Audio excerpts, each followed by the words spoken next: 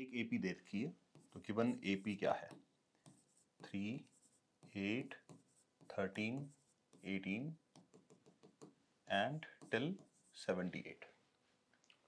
तो हमसे पूछा गया है कि which term of the AP is 78। मैंने आपको क्या बताया था कि जब भी हम एन लिखते हैं, एन हमें दो बातें बताता है।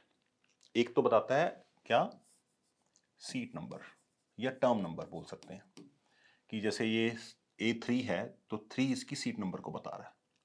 और पूरा एन, कंप्लीट एन को अगर आप देखेंगे, ये किसको बताता है, उस टर्म की वैल्यू कितनी है। क्योंकि हमें ये बताना है कि 78 इनमें से कौन सी टर्म है, मतलब कौन सी का मतलब 16th है, 15th है, 17th है। तो इसके लिए हम क्या मान लेते हैं कि let it be the nth term. जब हमारे पास ये टर्म ही नहीं है तो लेट 78 बी nth टर्म। अगर ये nth टर्म है तो हम ये मान सकते हैं कि an इक्वल टू 78। ठीक है, इसको nth टर्म मान लिया। जिस टर्म का आपको सीट नंबर पता करना है उसको nth टर्म मान लो, क्योंकि उसका सीट नंबर तो पता ही नहीं है, तो फिर हमें और कोई ऑप्शन भी नहीं बचती। यहां पे an का फॉर्मूला लगा देंगे, a प्लस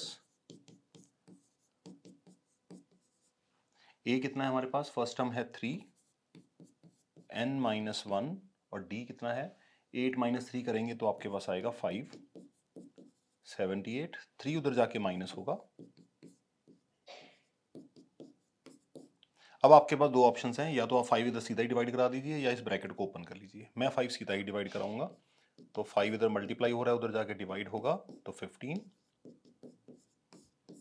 तो इस टर्म के लिए स्पेसिफिकली हमारी जो n है वो 16th है, तो देयरफॉर हमारा आंसर क्या बनेगा, 78 is 16th term of the given AP.